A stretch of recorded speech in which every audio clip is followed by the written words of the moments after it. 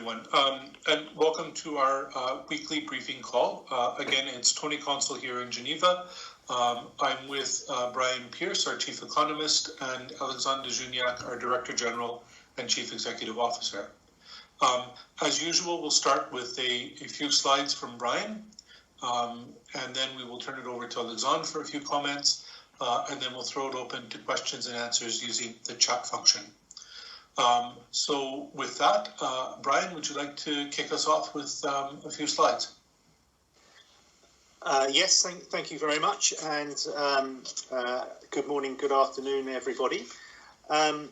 This presentation is about an assessment of the impact of government support, government aid for the airline industry. Just to recap on our analysis so far, if you recall, we estimated that the industry is burning through cash at a rate of about $60 billion a quarter in the second quarter because of the unavoidable costs, but also because of the refunding of ticket liabilities. And also recall from an earlier piece of analysis that at the end of 2019, the typical airline, the median airline, had about 2 months worth of cash. So at that rate of cash burn, it wouldn't be very long before we were seeing lots of airline failures. Now, clearly that has not happened. We have seen some airline failures, but a handful, a small number. And I think there are three reasons. One is that airlines have actually managed to make that cash last longer through cutting some of their costs. They've secondly turned to banks and capital markets, or at least the stronger airlines have turned to private sector financial funding to raise more cash. But thirdly, we have seen substantial government support. As you can see here, we have added up all of the support that we've recorded, and as you can see, governments have provided support to airlines in a number of ways. The largest being loans, over $50 billion, wage subsidies in a number of countries. Thirdly, through loan guarantees, and then some equity financing. Note, though, that that's relatively small compared to the debt provision that's been supplied by governments. And then a variety of other smaller measures. Note that actually, cash injections or operating subsidies are pretty small in this. So the support has largely been to the balance sheet and not to the P&L account. In total, we estimate that at least up to mid-May, governments have provided a total of $123 billion to airlines, essentially keeping the industry on life support. What we have seen, though, is that $123 billion has been spread very unevenly around the globe. The colours here, the blue, the green colours show where aid from governments, cash from governments, has been in excess of 30% of ticket revenues in that market. You can see here an example here that's the case in the US. In Europe, that's the case in France. What you can also see, though, is that aid cash to airlines in emerging markets, in developing countries, is very small, or in some cases non-existent. So I think it's quite an important point. This aid has been very unevenly spread around the industry. Another way of looking at this is by region. This shows government aid by region of airline registration. The grey bars show what revenues were in that region in 2019.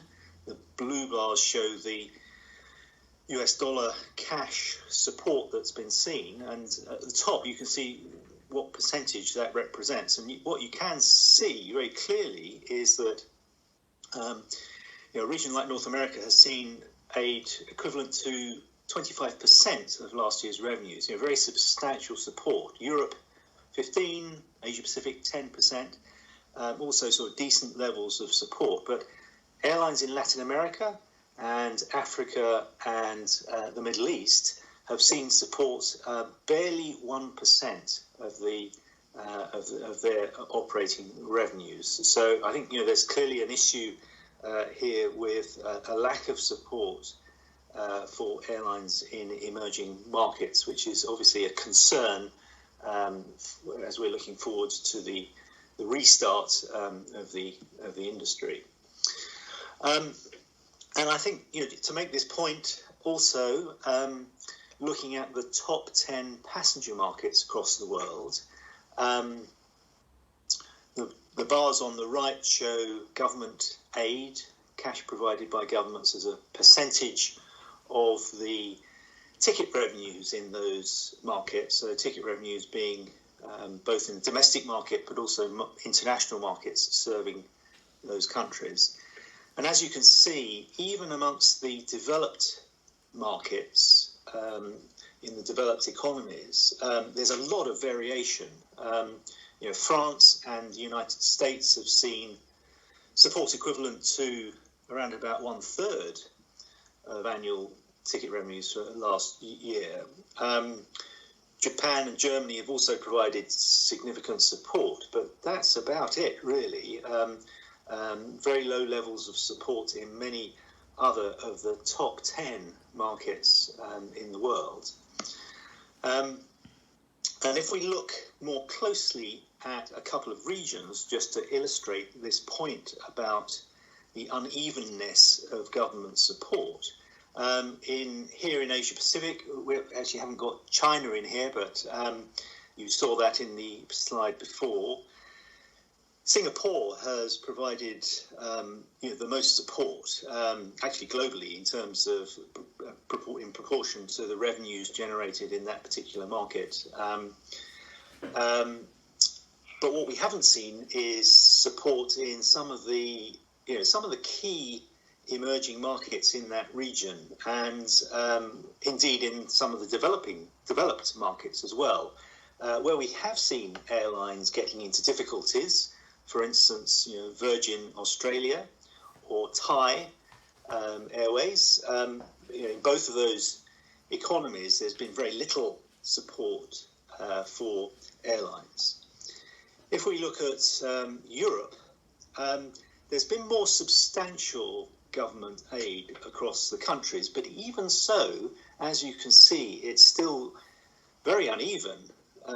With a lot of variation, the Netherlands, France, providing substantial support, but some of the more fragile economies in the region, Turkey and Greece, very little support, and we've seen in Turkey airlines getting into difficulty. Atlas Global in Italy. We've seen Air Italy, and an early casualty of the crisis was Flybe in the UK. So, although in total government aid, government support looks fairly substantial at 123 billion, I think there's an important point that it's been very unevenly spread, and where governments haven't supported airlines, we have started to see airlines getting into difficulty. I think another point to make is aid has been uneven across countries, but it's not just going to the stronger airlines. The scale along the bottom of this chart shows the return on invested capital on average in the 2016 to the 3 years, 2016 to 2018. So, it shows the stronger performances to the stronger performers, the airlines that were financially successful before the crisis, towards the right-hand side of that scale. And then on the vertical scale, it's the extent of government aid. And you've obviously seen countries like the United States, where airlines have been successfully performing financially in the last few years, getting substantial aid, but there is no clear correlation between good prior financial performance and the extent of aid. So governments are not focusing all of their aid just on the stronger airlines. And indeed, if you look at the bottom right of that chart, we've got countries where we've seen before the crisis very good airline financial performance with actually very little support. So, there remains the possibility that we're going to see some future casualties in the industry of airlines that had business models that were very strong prior to the crisis. Which brings me to this chart, which expresses a concern that we have with the nature of the government aid that we've seen. Because of that 123 billion, 67 billion, which is more than it's 55%, is a form of aid that creates debt, creates new liabilities, either directly in terms of loans or the deferral of taxes or loan guarantees. There's only been, from governments, there's only been 11 billion, around about 11 billion of equity provided. So that's a lot of new debt that has been loaded onto the balance sheets of the airlines that are being supported. And this chart shows that those black bars add up to that 67 billion. At the end of last year, the airline industry had, we estimated, about $430 billion of debt. So it's not just the addition of government debt, but actually, in order to get cash to survive, the stronger airlines have been turning to the banks, the capital markets, and lessors to raise commercial loans and capital market debts. And we estimate that we've seen a rise of about $120 billion in debt. To take debt from 430 to what we estimate to be about $550 billion of debt by the end of the year. And the problem is that we've only seen about $30 billion of new equity, either issues by airlines in capital markets or the 11 billion of equity injections that have been provided by governments. Moreover, if we look at the cash flow that will have to support that debt, clearly this year it's going to be tiny, and even as we move into a recovery phase, the expectation is that profits and debt will be extremely low. So debt is going to be a very substantial burden on the industry as it moves into the recovery restart phase. The consequences are we could easily see airline failures under the weight of this debt.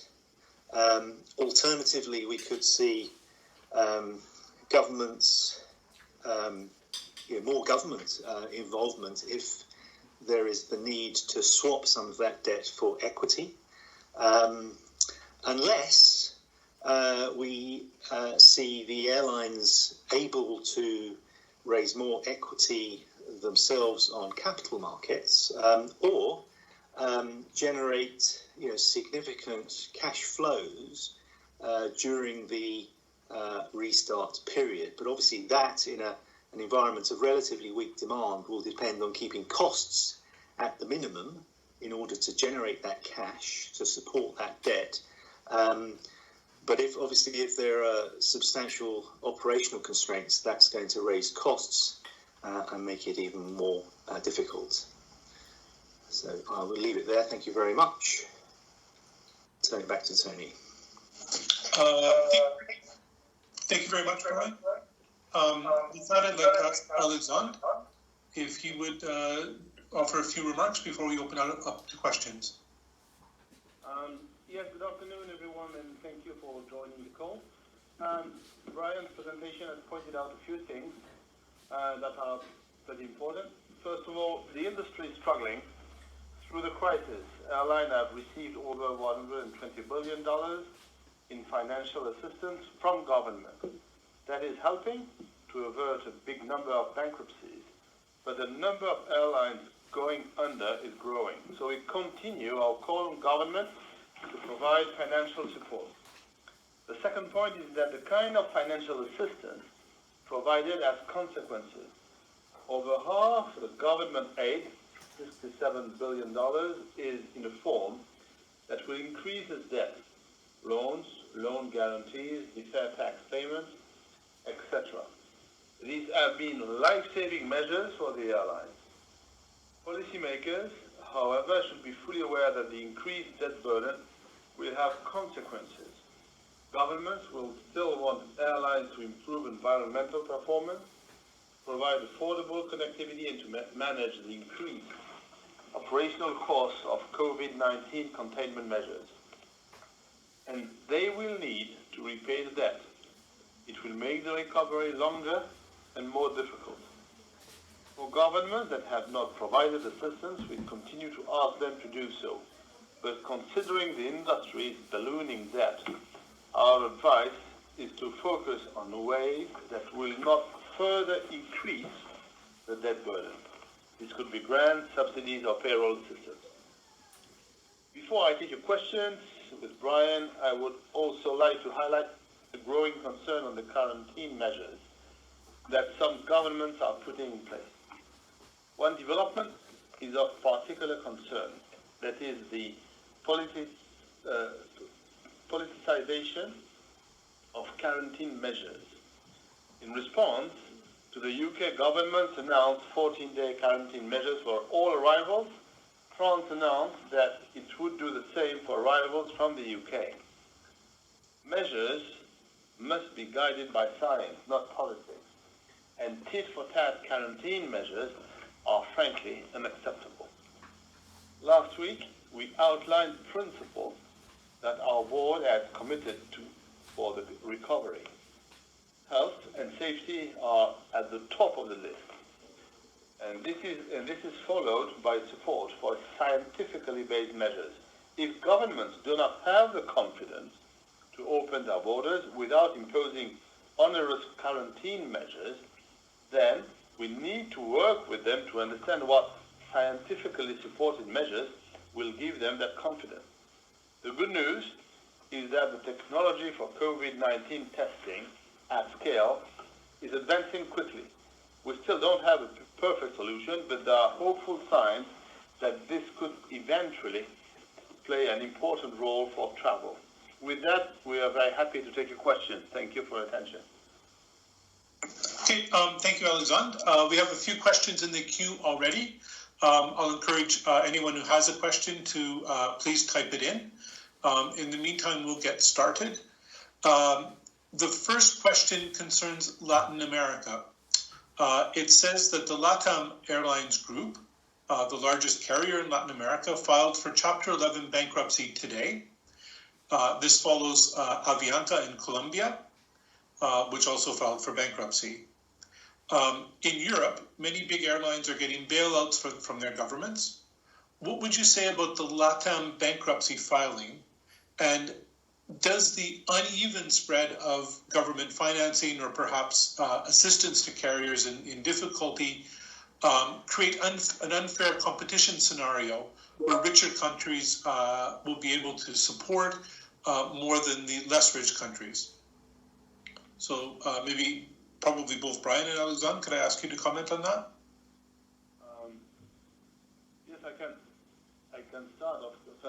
These bankruptcies show that the situation is still very difficult, that we are struggling, and that airlines in many parts of the world, particularly in Latin America,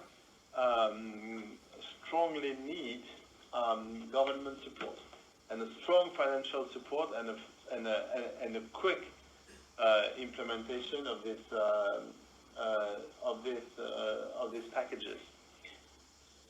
That's for sure. Does it create an inequality in situation in a way, yes, between states that have helped and those which have not. But the reality is that the whole sector needs support, and the higher the support is, the earlier it is implemented, the better for the sector and for the passenger it will be. So the key issue is for the airline industry to survive and overcome this difficult situation. Yeah, if I could just add, I think the developing countries, particularly of Latin America and Africa, are in a particularly difficult situation, particularly as the collapse of traditional commodity industries and commodity prices will be a particular burden, and airlines are going to offer important support to those economies through exporting and tourism, and I think it is a particular concern we have, as we've illustrated in those slides, that we see very little support for airlines in those regions, but we think they are going to be important for the recovery period. Okay, thank you, Brian. We have a question about the recent announcement of assistance for Lufthansa. Does this factor into the calculation that we presented? And I guess that's a question for Brian. Yes, it does. It does. Yeah, no, that's included as well. Okay. We have a question about aid within Europe. Ryanair has said that it will appeal against government aid in Europe, particularly Air France, KLM, and Lufthansa. What is IATA's take on Ryanair's position?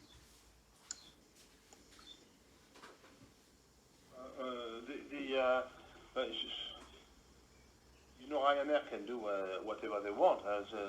By the way, they are not IATA's member, first of all. And secondly, we have called for financial assistance for government, because we think it is an emergency for every country to keep a strong airline sector and to maintain connectivity for the economic development and for the economic recovery. So we'll not change our mind on that. Okay, thank you, Alexandre. We have a question talking about the length of time for the recovery. So the question is it fair to assume that the summary today, where airlines will have a much larger debt burden, combined with the quarantines that will delay international travel demand, means that failures will happen, but also that it will be a long, drawn-out process, perhaps over the next 2 or 3 years? Shall I let me tackle that first? Yes, I mean, airlines need cash, and I think that's going to be the sort of critical thing in the recovery phase. And so and we know from the experience of markets that have opened borders but imposed quarantine measures in Europe, that it's equivalent to still having your border closed. We know from passenger surveys that passengers treat quarantine with an equivalent concern to getting infected. So this is a very bad measure for encouraging travel. It discourages travel. So that's going to be quite damaging to cash flow. And indeed, a number of the measures that some countries have been introducing, like pushing for keeping some seats free, are dramatically increasing the costs for airlines. So all of those factors are going to mean that it's going to be very difficult for airlines to pay down some of that debt in the early recovery period. And indeed, there may well be difficulties in servicing that debt and meeting scheduled repayments. So I think, undoubtedly, it will mean there will be a number of failures unless the situation changes. In particular, unless airlines are able to generate significant improvements in their cash flows in the first part of the recovery period. Thanks, Brian. I think the question was also asking about the length of time. Do you see this as a, sort of an immediate difficulty, or do you see this as being a long and difficult process going forward? Well, I think as with anyone with a large debt, that will restrict what you can do. It will certainly restrict investment. It will restrict investment in more environmentally friendly, fuel-efficient aircraft, and more cash, because obviously the cash generated will need to go either to servicing that debt or to try to reduce the burden. Because if airlines have lots of debt and fixed obligations, if they're suddenly hit by another shock, for instance, another phase of COVID-19, then they'll be in a much weaker position to be able to survive that. Great, thank you, Brian. We have a question about the political tensions that between China and the US that have somehow entered into the aviation field. And particularly, does IATA have any view on the tensions between the US and China regarding the resumption of flights by American carriers to China? Alexandre, I guess that's a question for you. You're quite faint. If you could move closer to your phone, that might help people in understanding your response. Okay. Okay. So, if you can repeat the question, please. Sure. The question is, do we have any view on the political situation between China and the United States with respect to the delay in approval of American carriers resuming their flights to China? No, we don't have a view yet about the potential approval. We are working with the Chinese authority to see and the American carriers to see what is at stake. We understand that it's more a technical issue than a political one, but it's a bit pretty early, to have any definite opinion on that. Okay, thank you. We have a question about the costs in the recovery period. Does IATA have an estimate for the operational costs of COVID-19 measures? Well, we don't at this stage. But what we have done is some analysis on the impact of keeping seats free in between passengers, which, for a start, will limit the available seats to, across the fleet, to something like 62% of seats would only be available for sale. And with a sort of normal, well, not a normal, but a load factor of about 85%, that means a 53% load factor. No airline last year would have been able to make money at that load factor.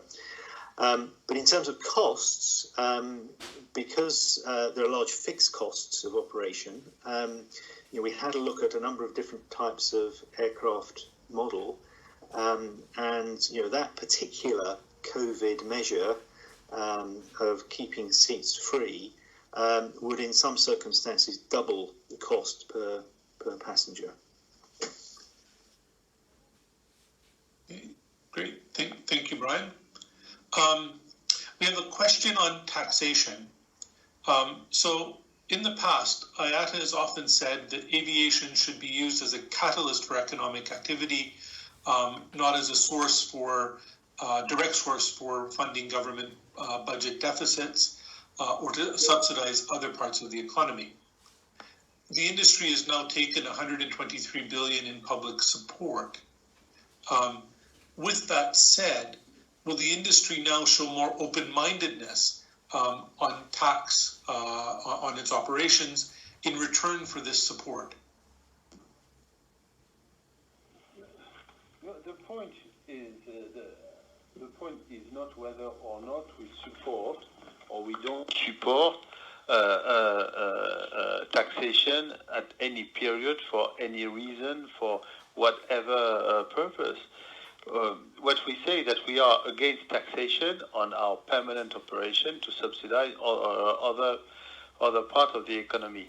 But when there is a crisis that punctually the government money may help airlines as it might help other sectors, it's understandable to avoid the collapse of this sector and of the airline sector in particular. So when there is exceptional situation, there could be exceptional measures. What we are advocating against is permanent taxation measures that are not justified. Great, thank you very much. So we have a question on quarantine measures. Can IATA make a comment on interstate quarantine policies within a country, such as those being implemented in India? How much of a hindrance would this be for aviation as it's trying to open up? Current quarantine measures are a major obstacle for air travel to restart properly, because nobody will plan any trip anywhere if he has to stay 2 weeks at least in quarantine in the airport of arrival, or in the airport of arrival. So we think that we should avoid by any means, so we should, and we will advocate to states or governments or to avoid taking quarantine measures, particularly if they want the air travel to restart, because it's a major obstacle. Okay, thank you, Alexandre. We have another question on quarantine measures, asking if there's some degree of, I suppose, self-interest by countries in putting quarantine measures in place in order to encourage their nationals to stay at home for vacation and spend their money domestically.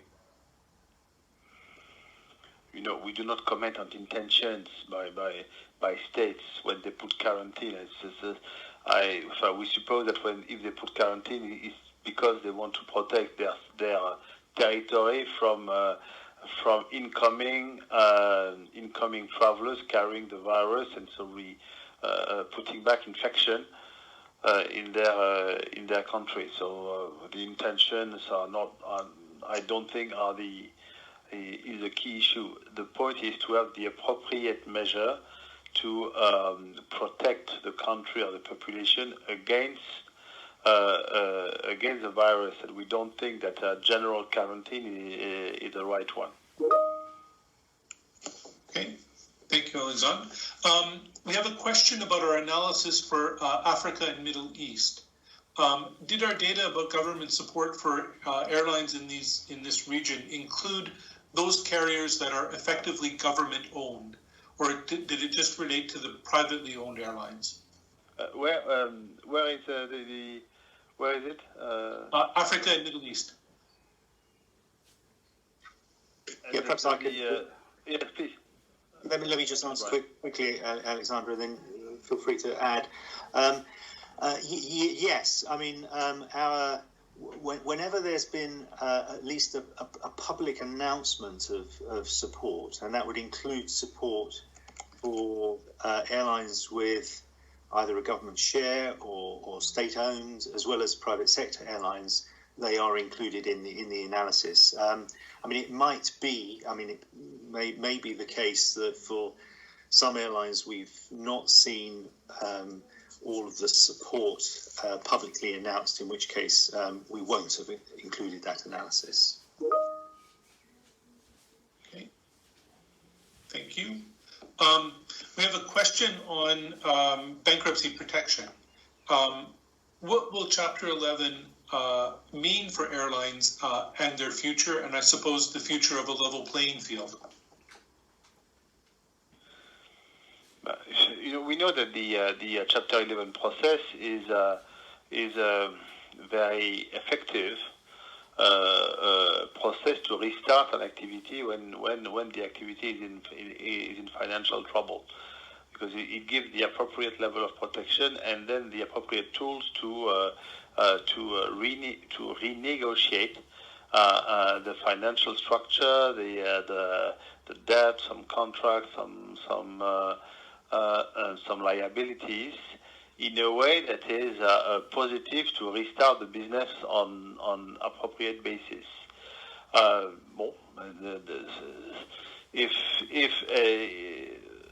If airlines are able to use that tool properly to restart their activity, as they did in the past, I think it's good news for the sector, and it's good news for the airlines using it. Does it create a disadvantage or an advantage for those which can benefit from it compared to those who cannot? Perhaps, but that's the way the world is structured. You have some good processes and good policies in some countries, some better ones in others, and we have to take advantage of everything to save the industry. Okay, thank you. We have a question about the situation in France, where the government has required some measures on environmental performance, including a reduction in domestic market connections. I guess the first part of the question is this being seen in places outside of France? And secondly, what is our opinion on these types of green strings? We have seen similar requests from political parties or NGOs asking governments to include environmental requirement or even social requirement when they provide financial support. Up to now, it has not been used extensively, except from France. We have generally said that regarding the exceptionally difficult situation in which we are, and because we struggle for survival, we thought it was not appropriate to impose additional constraint on government support packages, and that we will continue to stick to our commitments, especially when we talk about environment. Okay. Thank you. We have a question about financial markets. Airlines are forced to get more cash on the free finance markets. How do you observe the general rating for the industry? Is it dramatically devaluating? Yes, undoubtedly. Airlines are having to pay a lot more to raise money from banks and from capital markets, and it's really only those that are already in a reasonably strong position that are able to access, particularly the capital markets. That's not an option for the majority of airlines at the moment. Okay. We have a question about our calls today for more equity-generating measures. If you're pushing for governments to provide more equity directly, will this not inevitably come with strings, governance, operations, etc.? And that would exacerbate the picking of winners and losers that you fear. Perhaps I could just very briefly tackle that.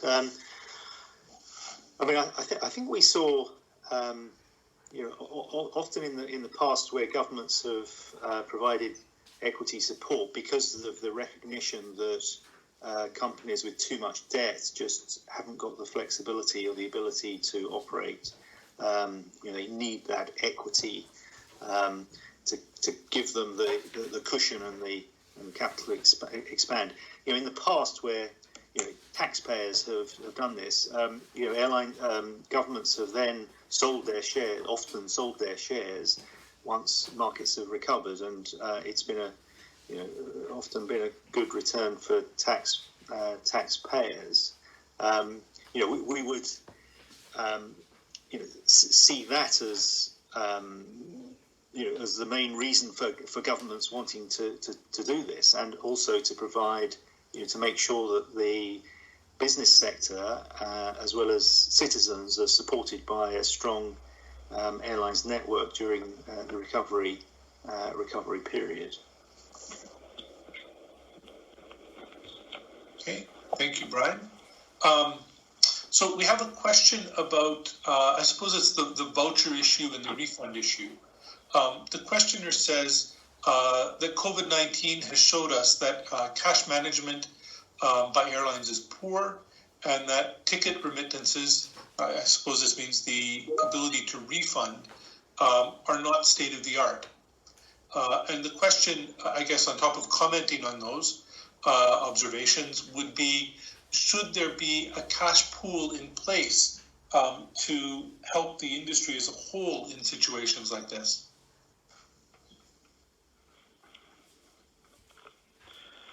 I think we wouldn't advocate in favor of a cash pool because it would be pretty difficult to manage.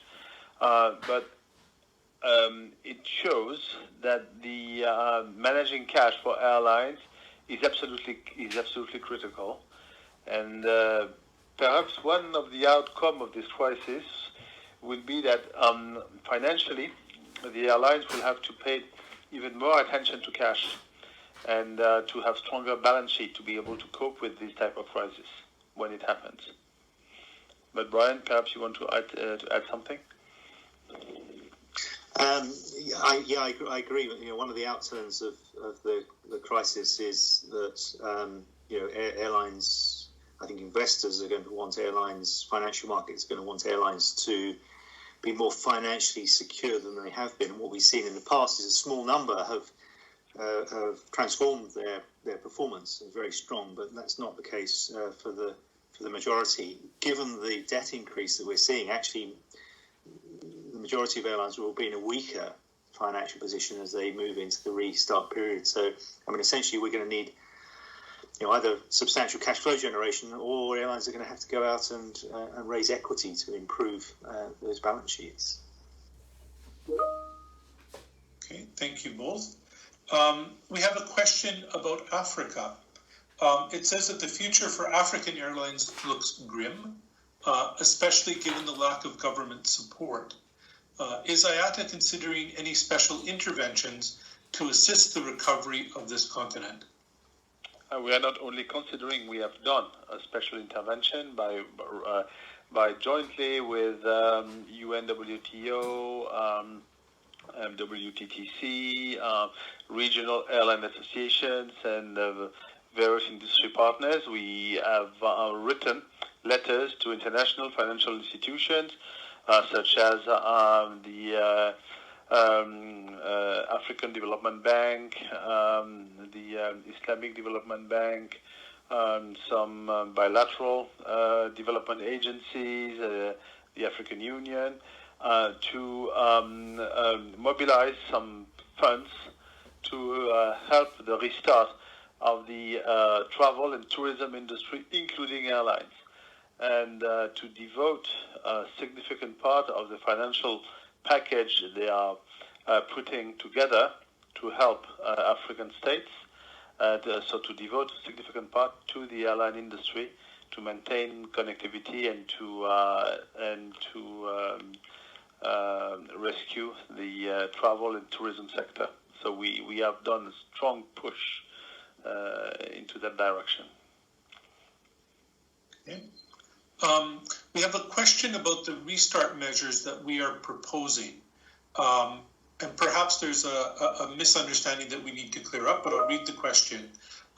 Why does IATA reject the EU proposals for traveling, including measures like keeping distance at airports or keeping the middle seat unused when possible? What is the counter proposal of the industry to what the Europeans are proposing? First of all, the Europeans have issued proposals 2 weeks ago through IATA that were pretty reasonable, safe and reasonable, and in which the social distancing was not mandatory, especially when it was against or damaging significantly the operations, provided some health control and sanitary check measures were implemented to ensure that the risk of contamination or dissemination of the virus was minimal. So that is the type of measures we are supporting and that we are discussing within the ICAO framework with the WHO and with the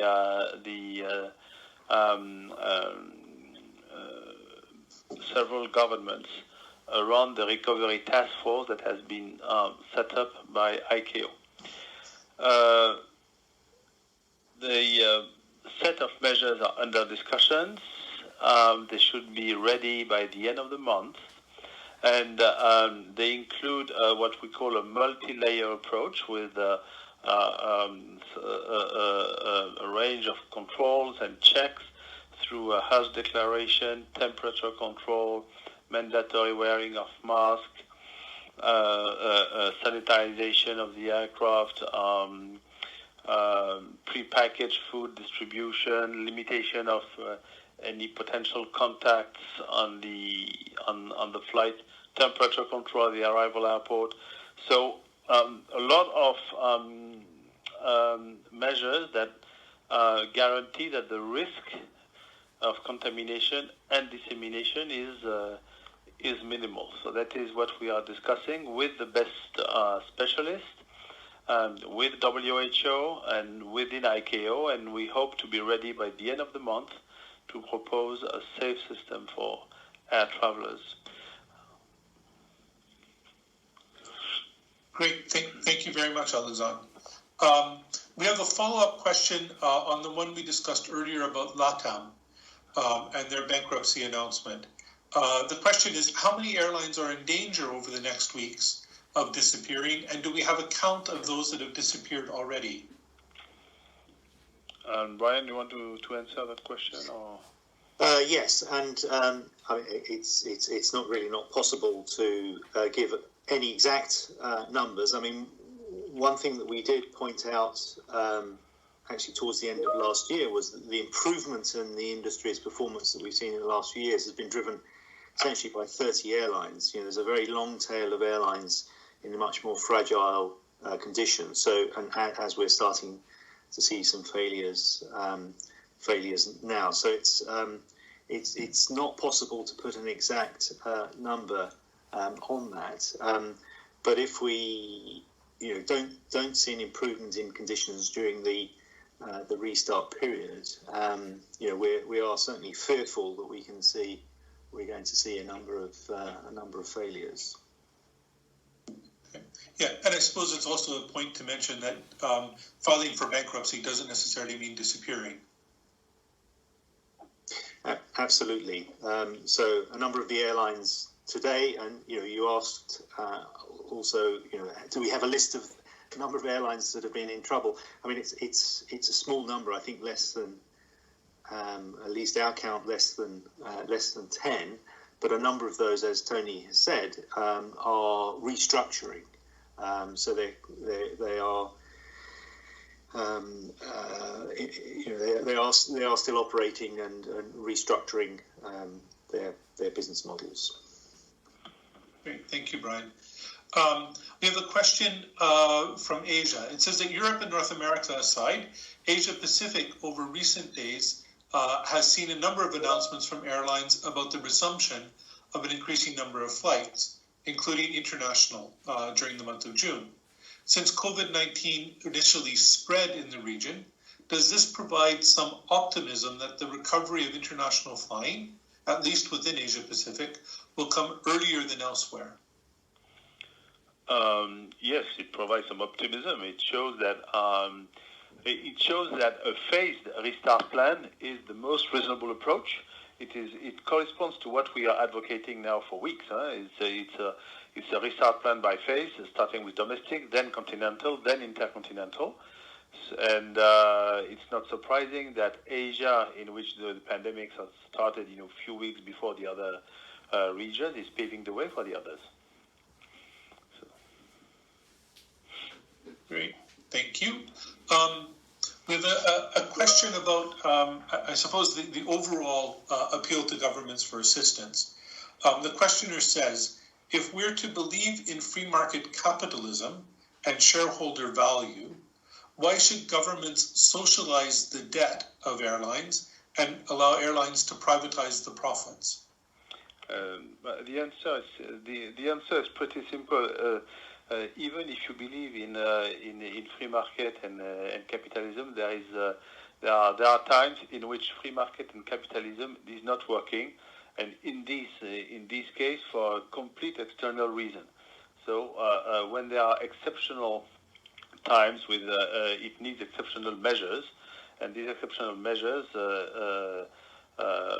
rely on government intervention because there is an exceptional time coming from another government intervention, which is to restrict flight, to close borders, and to prevent aircraft from taking off. So blocking completely an economic sector. So it's not totally surprising that in reaction to that, which is exceptional and understandable due to the pandemic situation, we ask for exceptional measures that may not be totally aligned with capitalism and free market, because the initial measures were not for completely different motivations.